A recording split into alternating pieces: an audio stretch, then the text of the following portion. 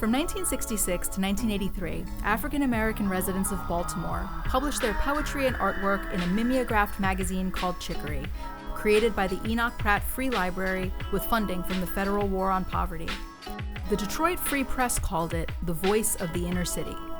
In 1969, the Baltimore Afro-American newspaper called an anthology of Chicory poems the most authentic microphone of Black people talking ever devised. What made Chicory special?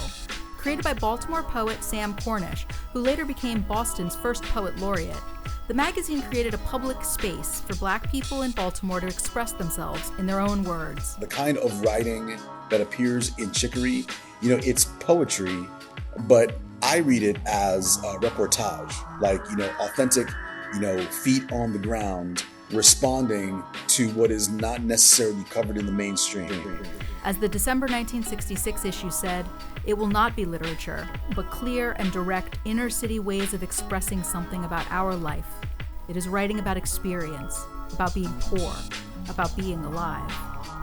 The Chicory Revitalization Project was founded in 2018 to explore how these voices from the past resonate with issues experienced by young people in Baltimore today, from police brutality to mass incarceration to so-called riots. The Chicory Revitalization Project explores how Baltimore's Black communities have used art and culture to struggle, survive, and cultivate beauty for generations.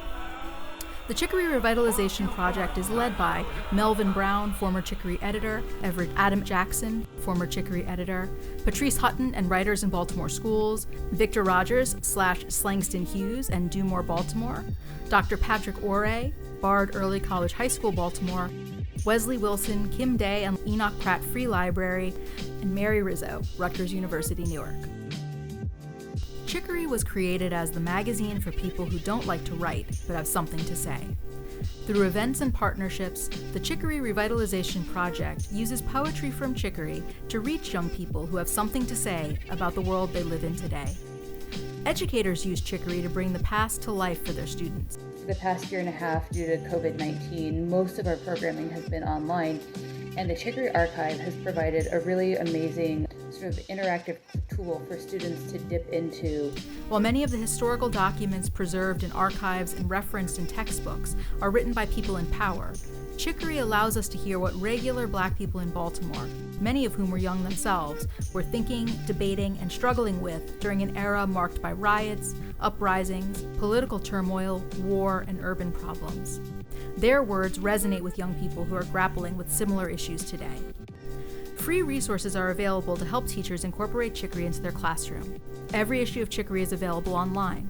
Lesson plans and workshop materials can make it easy to connect students with Chicory. We can also feature student work on our Instagram account @Chicory_Baltimore.